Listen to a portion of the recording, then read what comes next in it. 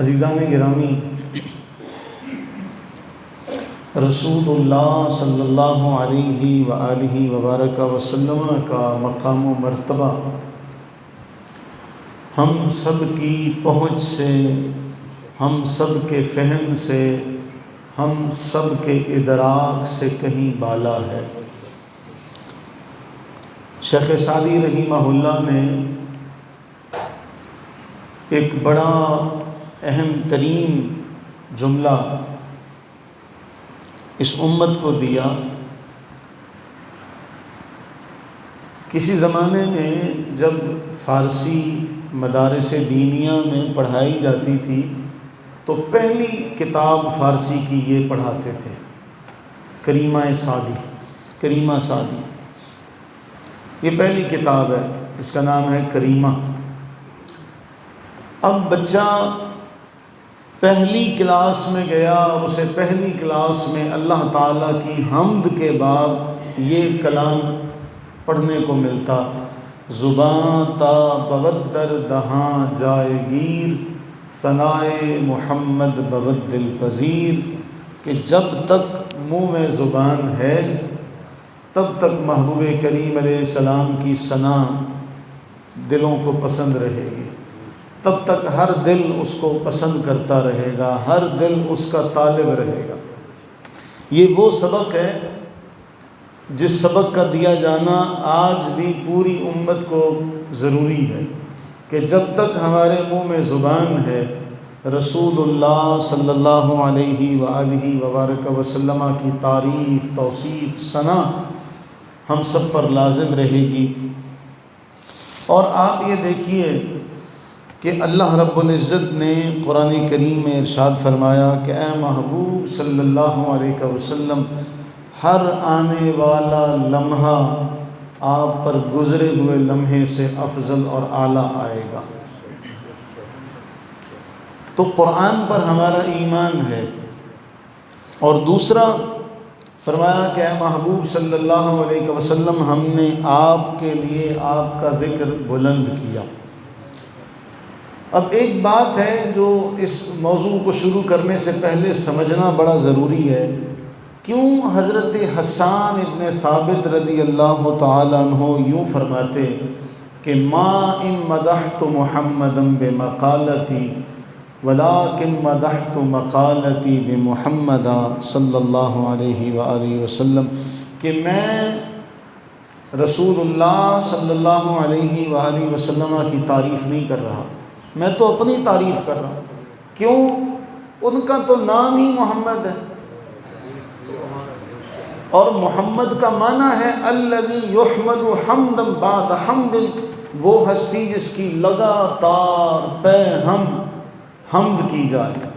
میں آپ ساری دنیا کے انسان، پوری نسل انسانی ایک طرف ہو، رک جائے، کچھ بھی نہ کرے، ان اللہ وملائکتہ یصلون علی النبی، یہ اتنا بڑا شرف ہے، اتنی بڑی فضیلت ہے کہ میرے اور آپ کے ذکر کی، میرے اور آپ کے چند جملوں کی انہیں حاجت ہی نہیں ہے۔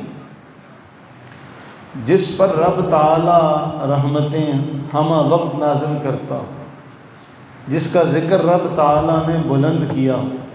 اچھا، میں مقدمے میں ایک بات آپ کے سامنے رکھوں۔ آپ کوئی بھی ایسی شے، مثلا کوئی مکان لے لیا جائے، کوئی گاڑی لے لی جائے، کوئی جہاز لے لیا جائے جس میں آپ نے کبھی سواری نہیں کی۔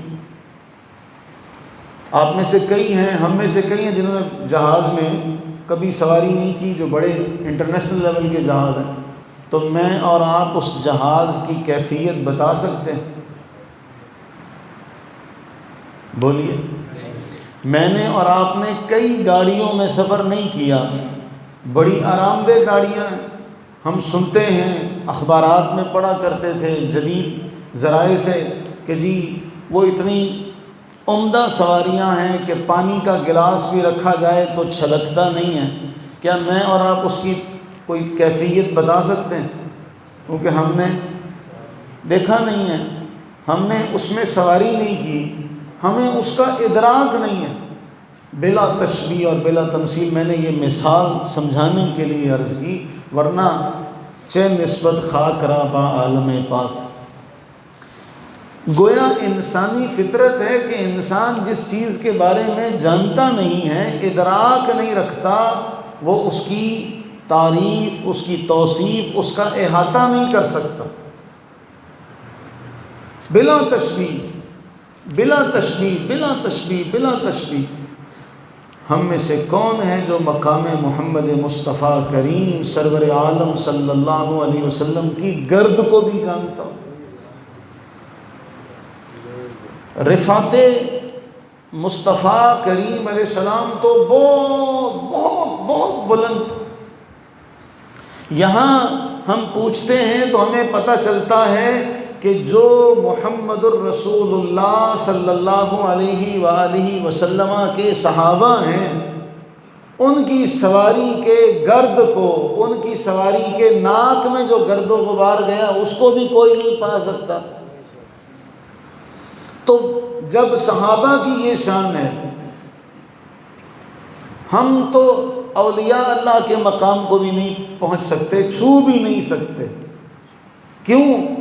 صحیح بخاری میں آتا ہے، وہ ہستیاں جن کے بارے اللہ کے نبی سرور عالم صلی اللہ علیہ وآلہ وسلم نے فرمایا، اب وہ ہستیاں نبی نہیں ہیں، مقام نبوت پر فائز نہیں ہیں، مقام رسالت پر فائز نہیں ہیں.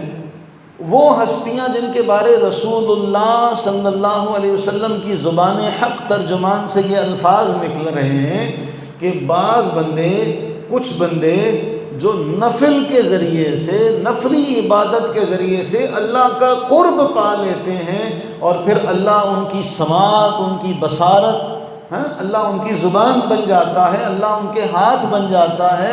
اور پھر اس حدیث کے آخر میں ہے، یاد رکھو ایسے بندے کے بارے اللہ فرما رہا، جو میرے ایسے بندے سے دشمنی مول لے گا میں اس سے اعلان جنگ کرتا ہوں. تو ہم تو اس اللہ کے ولی کے بھی پاؤں کی خاک برابر نہیں ہو سکتے. اب اس کو لے کر چلیے، کہاں صالحین، اس کے اوپر شہداء، اس کے اوپر صدیقین، اس کے اوپر نبیین، امام الانبیاء سب سے اعلیٰ. ہم تو صالحین کے مقام کو نہیں پا سکتے، تو شہداء کے مقام کی ہمیں معرفت کیسے مل سکتی ہے؟ پھر شہداء کے اوپر صدیقین کا مقام ہے، ہم صدیقین کے مقام کو نہیں چھو سکتے. انبیاء کے مقام کے بعد امام الانبیاء. تو میں اور آپ تو جان ہی نہیں سکتے. تو جب ہم سمجھ ہی نہیں سکتے اس مقام کو، تو ہم یہ کہیں جی ہم نے تعریف کر لی ہے، ہم یہ کہیں کہ ہم ان کی تعریف کر سکتے ہیں. حق تو یہ ہے کہ حق ادا نہ ہوا، ہم تو تعریف کر ہی نہیں سکتے. تو جائے کہ وہ مخلوق جو تعریف کر ہی نہ سکتی ہو، چونکہ جانتی نہیں ہے نا اس مقام کو، اس مقام کی آشنا نہیں ہے نا، تو جو مخلوق عاجز ہو، مقام ولایت کو نہ جان سکتی ہو، مقام نبوت تک وہ کیسے پہنچے گی، اور امام الانبیاء کی تعریف کیسے ہو سکتی؟ تو حضرت حسان بن ثابت جو یہ کہا کرتے تھے نا کہ میں رسول اللہ کی تعریف نہیں کر رہا، میں تو اپنی کر رہا ہوں. بس یہ عقیدہ، یہ بات ذہن میں بٹھا لیجئے کہ یہ ثنا ہمارا کل اثاثہ ہے، یہ ثنا ہمارا کل اثاثہ ہے، کہ ہمارے پاس یہی ایک دولت ہے کہ جو رب تعالیٰ کو پسند آ جائے اور ہمارا بیڑا پار ہو جائے. تو قرآن کریم میں ہم چند ایک مقامات اگر دیکھ لیں، ان مقامات پر صرف ترجمہ ان مقامات کا دیکھیں. اللہ تعالیٰ نے رسالت کا، شان رسالت مآب صلی اللہ علیہ وسلم کا جو شان، جو بیان کیا، جو تجزیہ کیا، جو ذکر کیا، قرآن میں آپ قرآن اٹھائیے، سورہ آل عمران آپ پڑھنا شروع ہوں، اللہ تعالیٰ جل مجدہ الکریم فرما رہا ہے، ابھی انسان دنیا میں آئے نہیں تھے، ابھی دنیا میں کوئی انسان نہیں آیا تھا، کوئی بھی انسان نہیں آیا تھا، ابھی دنیا میں پہلا انسان بھی پیدا اللہ تعالیٰ عالم ارواح میں سب کی ارواح کو جمع کر کے، اور میری آپ کی نہیں، ہماری تو کوئی اوقات ہی نہیں ہے نا، یہ ذہن میں رکھیے، ہماری نہیں، اللہ تعالیٰ انبیاء کی ارواح کو جمع کر کے، اور قرآن اس بات کا شاہد ہے، صرف قرآن، یعنی اس سے نیچے نہیں آتے۔ وَإِذْ أَخَذَ اللَّهُ مِيثَاقَ النَّبِيِّينَ، یاد کرو، وہ وقت یاد کرو اے محبوب صلی اللہ علیہ وسلم، عالم ارواح تھا، سارے انبیاء جمع ہیں، اللہ تعالیٰ عالم ارواح میں انبیاء سے، رسولان اعظام سے رب تعالیٰ خطاب فرما رہا ہے، لما آتیتکم من کتاب و حکمہ، میں کتاب تمہیں دوں گا، حکمت سے تمہیں نوازوں گا، ثم جاءکم رسول، اس جملے کو شاید کوئی سمجھ نہ سکے، نہ سمجھایا جا سکے، تم اپنے علاقے میں نبی، رسول، تمہارا روب، دبدبہ، چرچا، دنیا تمہارا نام لے کر تمہاری نسبت سے جنت میں جا رہی ہوگی، تمہاری نسبت سے میری بارگاہ میں مقام و مرتبہ پا رہی ہوگی، پھر ایسے میں ایک رسول آئے، مصدق لما معکم، وہ کوئی عام نہیں، وہ تمہاری بھی تصدیق کرے۔ اب آپ اندازہ کیجئے اس جملے کی صداقت کا، جس کا تعارف رسول اللہ نے فرمایا اس نبی اور رسول کو دنیا جانتی ہے، اس کے علاوہ کسی نبی، کسی رسول کے بارے میں اور آپ نام بھی نہیں جانتے۔ بولیے، مصدق لما معکم، وہ تمہاری تصدیق کرے، تمہارے پاس جو کتاب ہے اس کی تصدیق کرے، تو تم نے کیا کرنا؟ دنیا تم پر ایمان لا رہی ہو، دنیا تمہیں اپنا سب کچھ مان رہی ہو، تم نے سب کچھ چھوڑ چھاڑ کر میرے اس آنے والے رسول پر ایمان لانا۔ اس جملے کو سمجھیے کہ آپ کو ایک عہدہ دیا جائے اور سارے لوگ، سارے علاقے والے، نبی اپنے زمانے میں نسب کے اعتبار سے، بات اور طرف نکل جائے گی، نبی اپنے زمانے میں سب سے زیادہ حسین، نبی اپنے زمانے میں سب سے زیادہ علم والا، عقل والا، معرفت والا، حکمت والا، نبی اپنے زمانے میں سب سے زیادہ عالی نسب والا۔ اب ایسی شخصیت زمانے میں ہے جس کا علم، جس کا نسب سب سے زیادہ ہے، جس کا حسن سب سے زیادہ ہے، ایسے میں ایک ہستی آتی ہے۔ اب وہ جو سب سے زیادہ علم والے ہیں، حسب نسب والے، انہیں بھی کہا گیا کہ تم نے سب کچھ چھوڑ کر اس میرے آنے والے محبوب پر ایمان لانا، ایمان بھی لانا ہے، مدد بھی کرنی ہے۔ رب تعالیٰ عالم ارواح میں انبیاء کرام علیہ السلام کی روحوں سے یہ وعدہ لے رہا ہے، میثاق، ایک ہوتا ہے عہد، ایک ہوتا ہے میثاق، عہد سے اوپر کی چیز، پختہ وعدہ۔ میرا وہ ذیشان رسول آئے جو تمہاری تصدیق کرے، تمہاری کتابوں کی تصدیق کرے، تم نے کیا کرنا ہے؟ اس پر ایمان لانا ہے اور اس کی نصرت کرنی ہے، اور اس پر آخر میں بات کریں، اور اس کی نصرت کرنی ہے۔ اب عالم ارواح ہے، خطاب کرنے والا خود خلاق عالم جل وعلا ہے، سامنے انبیاء، رسولان اعظام علیہ السلام، کوئی گناہ دور دور تک اس کا کوئی شائبہ خیال بھی نہیں ہے، کچھ بھی ایسا معاملہ نہیں۔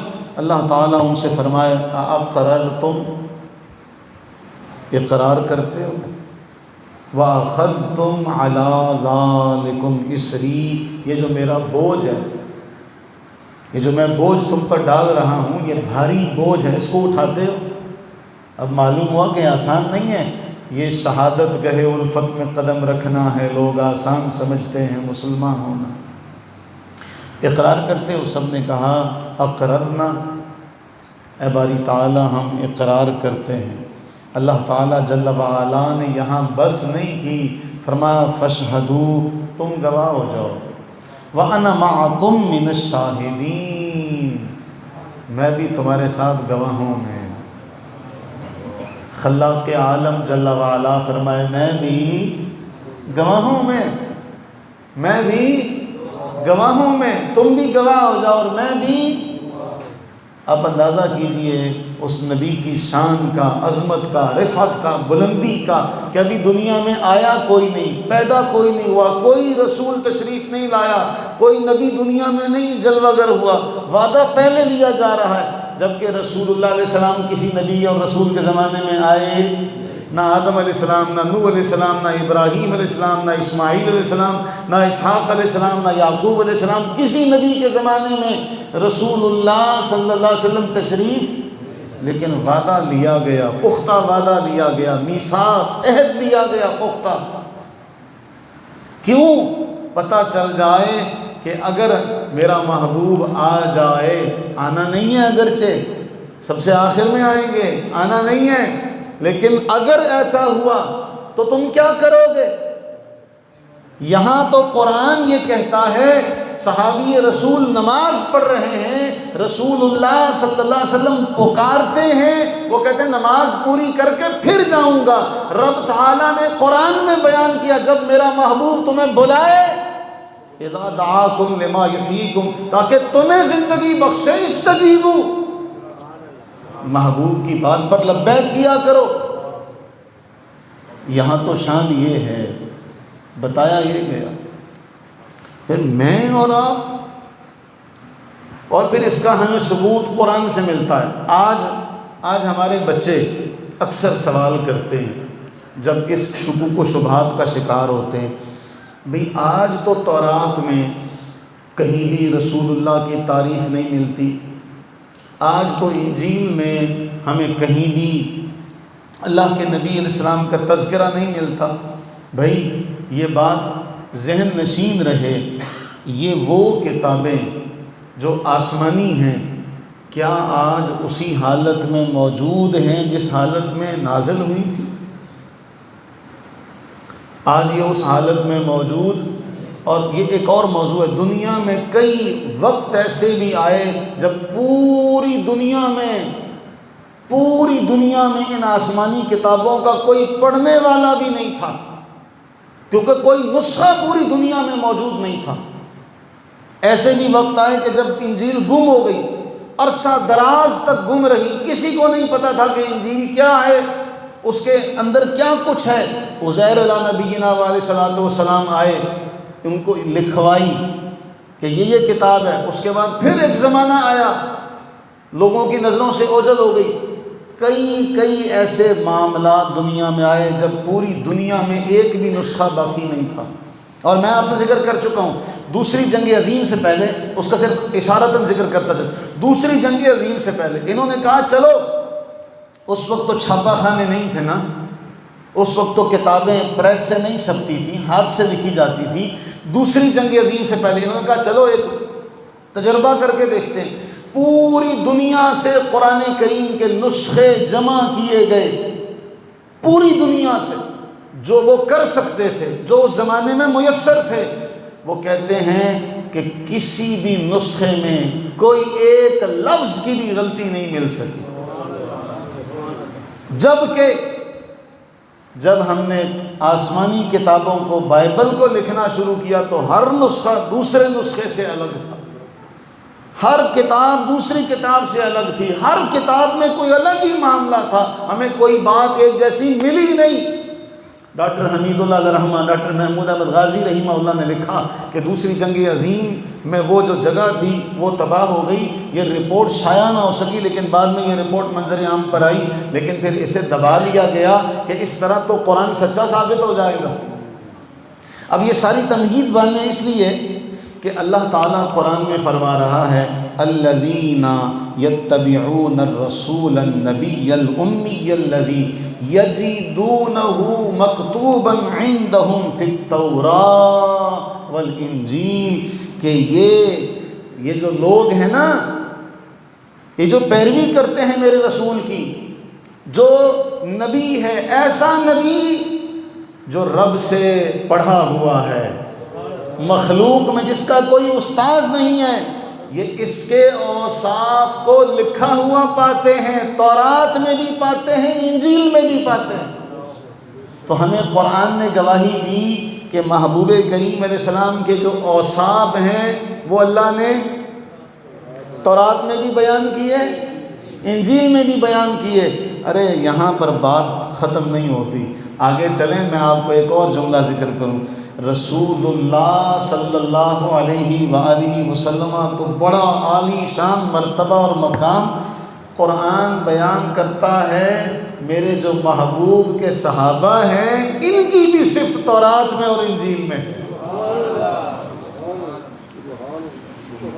سورہ فتح کی جو آخری آیت ہے اس میں اللہ تعالیٰ جل وعلا ارشاد فرما رہا ہے کہ میرے محبوب کے جو صحابہ ہیں، جو میرے محبوب کے ارد گرد ہیں، جن کے جھرمٹ میں یہ چاند ہے جو سراج منیر ہے، ان کے جھرمٹ میں اس کے ارد گرد جو تارے ہیں، یہ ایسے ہیں سجدے میں جاتے ہیں، ان کی پیشانیوں پر سجدے کی نشانیاں ہیں، سیماہم فی وجوہہم من اثر السجود، ان کی یہ نشانیاں تورات میں بھی ہیں، ان کے بارے انجیل میں بھی ہے۔ تو رسول اللہ صلی اللہ علیہ وآلہ وبارکہ وسلم تو بڑی اعلیٰ اور عرفہ آپ کے صحابہ کا تذکرہ اللہ نے تورات اور انجیل میں بیان فرمایا۔ بتائیے، جس کے غلاموں کا، جس کے صحابہ کا تذکرہ اللہ آسمانی کتابوں میں بیان فرمائے، اس نبی کی شان اور قدر و منزلت کیا ہو۔ اور پھر ہم نے یہ آیہ مبارکہ کئی بار پڑھی، آپ کو یاد ہوگا سورہ صف میں، وَإِذْ قَالَ عِيسَى ابْنُ مَرْيَمَ، جب عیسیٰ ابن مریم نے کہا، یا بنی اسرائیل، اے بنی اسرائیل، میں تمہاری طرف اللہ کا رسول ہوں، مصدقا لما بین یدی من التوراۃ ومبشرا برسول یأتی من بعد اسمہ احمد، اور تمہیں بشارت دیتا ہوں اپنے بعد ایسے رسول کی جن کا نام احمد ہوگا۔ اور قرآن تو آگے یہاں تک بیان کرتا ہے، الذین آتیناہم الکتاب، جنہیں ہم نے کتاب دی ہے نا، یعرفونہ کما یعرفون ابناءہم، وہ ایسے جانتے ہیں آپ کو جیسے اپنے بیٹوں کو جانتے ہیں۔ اب ایک آیات کے بعد ایک جامع ترمذی کی دو روایتیں آپ کے سامنے۔ پہلے تو ایک ضمناً ہمارے ہاں چونکہ لوگوں کے پاس سطحی علم ہے نا، لوگوں کے پاس علم نہیں ہے، وہ اللہ کے بندوں، جس کا مقام اتنا اعلیٰ، جس کی گرد بھی ہم سے بہت دور، ہماری پہنچ سے، میں نے ذکر کیا قرآن نے کہا صالحین، اس کے بعد شہداء، اس کے بعد صدیقین، اس کے بعد نبیین، صدیقین، شہداء، صالحین۔ نبیین سے بھی اعلیٰ درجہ اور مقام امام الانبیاء کا، تو ہم تو صالحین کے مقام و مرتبے کو نہیں پا سکتے، ہمیں تو صالحین کی معرفت نہیں مل سکتی۔ وہ صالحین جن کے بارے رب کے محبوب نے گواہی دی کہ اللہ ان کے کان آنکھ بن جاتا ہے، اور اگر اللہ ایک ولی کے بارے میں، رسول اللہ صلی اللہ علیہ وسلم فرمائیں کہ ایک ولی کی یہ شان ہے کہ اللہ تعالیٰ اس کی سماعت بن جائے، اس کی بصارت بن جائے، اس کے ہاتھ بن جائے، تو نبی کی شان کیا ہوگی؟ نبی کا مقام کیا ہوگا؟ امام الانبیاء کا مقام کیا ہوگا؟ یہاں تو ایک ولی کے بارے حضور فرما رہے ہیں کہ رب تعالیٰ اس کی سماعت، بصارت اس کے ہاتھ بن جاتا ہے۔ اور جب ہم اس مقام کو نہیں جانتے، ہم اس بارے میں بحث کریں، ہماری تو اوقات ہی نہیں ہے۔ بولیے، ہے وہ حضور کا ذکر ہونا چاہیے، نہیں ہونا چاہیے؟ وہ اللہ کے بندے، تو بات کرے اس مقام کی۔ جامع ترمذی کی روایت ہے، جامع ترمذی کی حدیث نمبر ہے 3043 اور 3044، ہمارے موضوع سے ہٹ کر ہے لیکن بڑی اہم ہے۔ یہاں ایک بات بڑی اہم ہے، حضرت عمر فاروق رضی اللہ تعالیٰ عنہ، ایک آدمی یہودیوں میں سے عمر ابن خطاب رضی اللہ تعالیٰ عنہ کے پاس آیا، جب کہ آپ امیر المومنین تھے، آپ کا دور خلافت تھا۔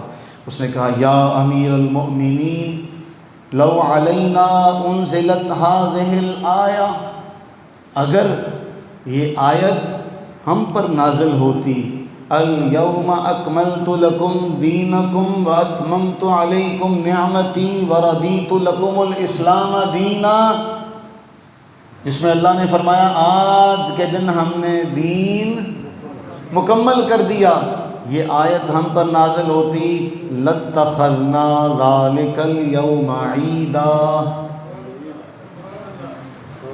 لاتخذنا ذالک الیوم عیدا، ہم اس دن کو عید بنا لیتے۔ یہ آیت ہمیں ملتی تو ہم اس آیت کے نازل ہونے کو عید بنا لیتے۔ فقال له عمر بن الخطاب، عمر بن خطاب رضی اللہ تعالیٰ عنہ نے اسے فرمایا انی لأعلم، میں تجھ سے زیادہ جانتا ہوں۔ اور اس کے بالمقابل جو اگلی آیت ہے وہ اس جملے کو مکمل کرتی ہے۔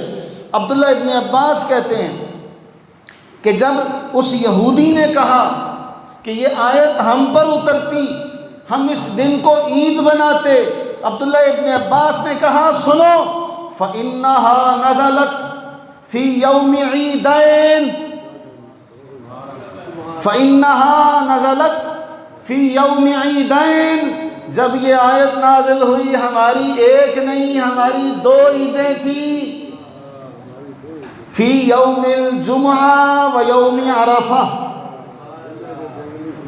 جمعہ بھی اور عرفہ بھی، جمعہ بھی اور یہ جب یہ آیت نازل ہوئی تو ہماری وہ جو آیت نازل ہو وہ جن کی کتابوں میں حضور کے صحابہ کا تذکرہ ہے، وہ جو حضور کو اپنے بیٹوں سے زیادہ جانتے ہیں، وہ کہہ رہے ہیں اگر ہم پر یہ آیت اترتی تو ہم آیت کے نزول کو عید کا دن بناتے، بھلا جو آیت کے نزول کو عید کا دن مانے وہ جس پر آیت اترے اس کی آمد کو کیا سمجھیں گے؟ اور عبداللہ ابن عباس نے کہا ہماری کون کون سی، ایک جمعے کا ایک عرفہ کا، یہ عید میلاد کہاں سے آئی؟ عید میلاد کہاں سے آئی؟ کہتے جی تیسری عید ہے اسلام میں، صرف ہے آج کیا ہے، آج کیا ہے، اس کو کیا کہا گیا؟ اچھا تو دوسری حدیث سنانی ہے جامع ترمذی کی، رسول اللہ صلی اللہ علیہ وآلہ وسلم کی عمر مبارک ہے 9 سال یا 11 سال، دو روایتیں، کتنی سال؟ 9 سال یا آپ نکلے جناب ابو طالب کے ساتھ شام کی طرف، کہاں نکلے؟ جامع ترمذی کی حدیث نمبر ہے 3620، 3620۔ اب اس میں وہ کہتے ہیں جب ہم شام کی طرف نکلے ایک جگہ پر ہم نے پڑاؤ ڈالا، وہاں ایک راہب رہتا تھا، وہاں ایک، حضور کی عمر مبارکہ کتنی ہے؟ 9 یا 11 سال، 9 یا 11 سال۔ ابھی شام کی طرف گئے، اور بھی قریش کے لوگ تھے، اور بھی ہم نے کجاوے کھولے تو ابو موسیٰ اشعری اس حدیث کے راوی ہیں، ابو موسیٰ اشعری کہتے ہیں ابھی ہم نے کجاوے کھولے ہی تھے کہ راہب ہمارے پاس آیا، راہب ہمارے پاس آیا، کہتے ہیں وَكَانُوا قَبْلَ ذَلِكَ يَمُرُّونَ بِهِ فَلَا يَخْرُجُ إِلَيْهِمْ وَلَا يَلْتَفِتُ، ہم تو پہلے بھی وہاں سے گزرتے تھے لیکن کبھی بھی اس راہب نے ہماری طرف توجہ، ہمارے لیے باہر، جب اس دن آیا ہم نے اس سے پوچھا بھئی آج سے پہلے تو کبھی نہیں آئے تھے، جامع ترمذی کی روایت ہے یہ، آج سے پہلے کبھی نہیں آئے۔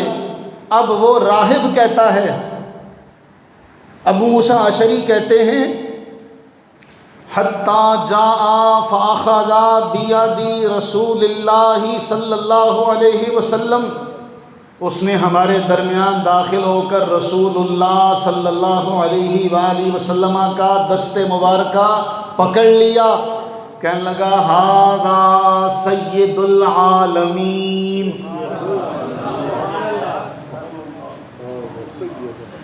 ھذا سید العالمین، ھذا رسول رب العالمین یبعثہ اللہ رحمتا للعالمین۔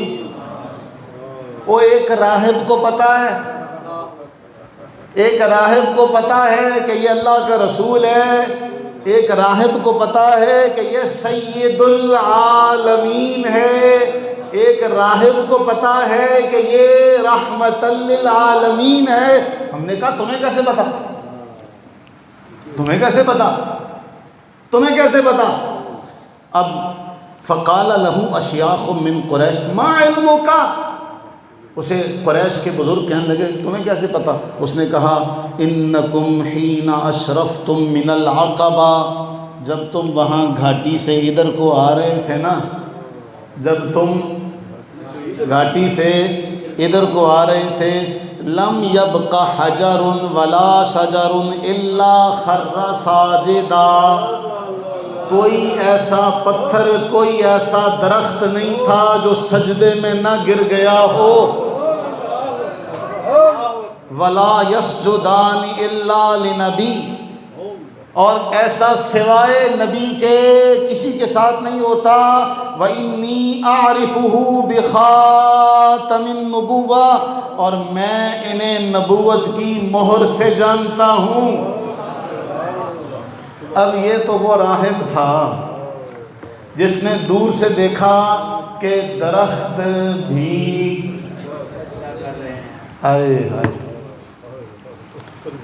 لم یبقا حجر ولا شجر، کوئی لم یبقا باقی سے کوئی درخت ایسا نہیں، کوئی پتھر ایسا نہیں، الا خر ساجدا، مگر وہ جھکے ہوئے تھے، سوائے نبی کے ایسا نہیں ہوتا۔ یہ کس نے کہا؟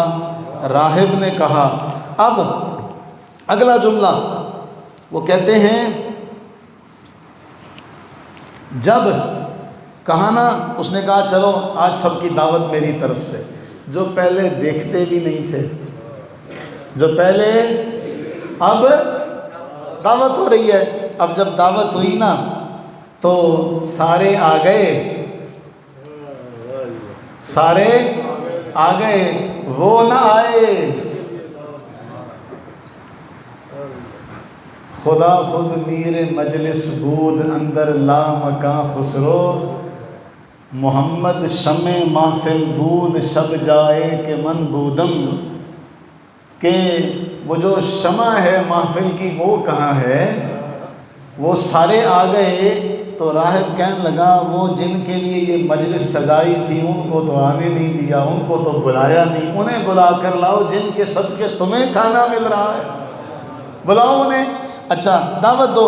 اب رسول اللہ صلی اللہ علیہ وسلم تشریف لا رہے ہیں اور بادل آپ پر سایہ کیے ہوئے، بادل آپ پر سایہ کیے ہوئے، لوگ درخت کے سائے میں بیٹھے تھے، جہاں حضور بیٹھے درخت وہاں جھک گیا، جہاں اللہ کے نبی علیہ السلام بیٹھے درخت ادھر کو جھکا، تو وہ کہنے لگا دیکھو دیکھو دیکھو درخت بھی وہاں جھکتا ہے، اور انہیں کہنے لگا میں تمہیں قسم دیتا ہوں یہاں سے آگے نہ لے کر جانا، اس لیے کہ آگے سارے کتابی ہیں، سارے ان کو جانتے ہیں پہچانتے ہیں، اگر وہ ان کو دیکھ لیں گے تو پھر وہ ان کو نقصان پہنچائیں گے، اس لیے میں تمہیں قسم دیتا ہوں یہیں سے واپسی لے چلو۔ میرے عزیزو، ہم تو آقا کے امتی ہیں۔ میں نے آج صبح ذکر کیا تھا، یہ نشر الطیب ہے دیوبندیوں کے بہت بڑے بزرگ، ان کی یہ لکھی ہوئی کتاب، اس میں یہ روایت ہے.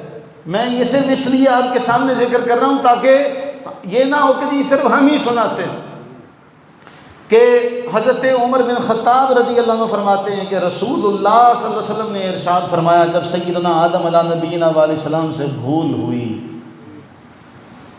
انہوں نے اللہ کے دربار میں عرض کیا، اے اللہ، میں آپ سے محمد کے واسطے سے درخواست کرتا ہوں کہ آپ میری مغفرت کر دیجئے. تو حق تعالیٰ نے ارشاد فرمایا، اے آدم، تم نے محمد کو کیسے پہچانا حالانکہ ابھی تو میں نے ان کو پیدا بھی نہیں فرمایا؟ تو آدم علیہ السلام نے عرض کی، میں نے اس طرح سے پہچانا جب آپ نے مجھے اپنے دست اقدس سے پیدا کیا، روح پھونکی، میں نے سر اٹھایا تو عرش کے پایوں پر لکھا دیکھا، لا الہ الا اللہ محمد الرسول اللہ صلی اللہ علیہ وسلم. یہ شان ہے آقا کریم سرور عالم صلی اللہ علیہ وآلہ وسلم. اب یہاں میں نے پہچان لیا کہ جس کا نام آپ کے نام کے ساتھ ہے یہ تمام مخلوق میں زیادہ پیارا ہے. فرمایا، آدم تم سچے ہو، تم نے ان کے واسطے سے مجھ سے درخواست کی، میں نے تمہاری مغفرت کر دی. اے آدم، اگر محمد نہ ہوتے تو میں تم کو بھی پیدا نہ کرتا. میں نے ترجمہ بھی انہی کا پڑھا، الفاظ بھی انہی کے ہیں، میرے نہیں ہیں. کہنے کا مقصد میرے عزیزو یہ ہے کہ جب سب یہ ذکر کرتے ہیں تو پھر جھگڑا کس بات کا؟ جھگڑا کس بات کا؟ آؤ ہم سارے اس نام پر ایک ہو جائیں.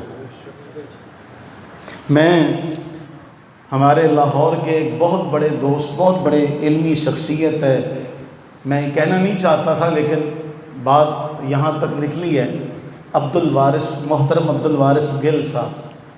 اللہ نے بڑا کرم اور بڑا شرف انہیں بخشا کہ یہ عیسائی تھے اور اس کے بعد یہ مسلمان ہو گئے.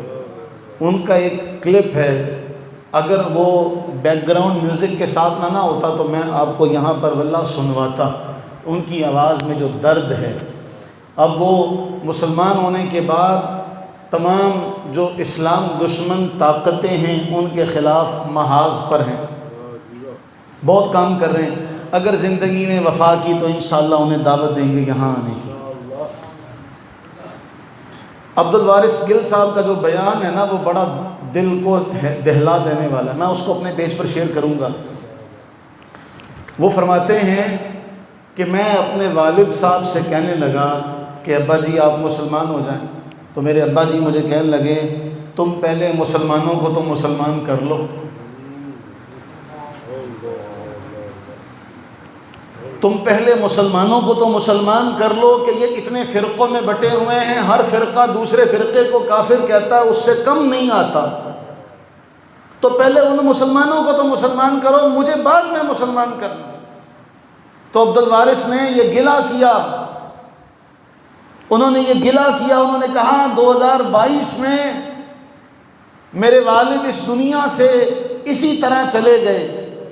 آج میں ساری امت کے لیے دعا کرتا ہوں لیکن اپنے والد کے لیے دعا نہیں کر سکتا کیونکہ وہ کفر کی حالت میں گئے ہیں، اور تمہارے ان فرقوں کی وجہ سے، تمہارے ان آپس کے ان دشمنیوں کی وجہ سے، جس طرح میرا باپ ہے اس طرح کئی لوگ آج مسلمان ہونے سے ڈرتے ہیں کہ کون سا مسلمان، کون سا مسلمان ہوں. ہمارے پاس یہ ایک نام ہے جس نام پر ہم سارے جمع ہو سکتے ہیں.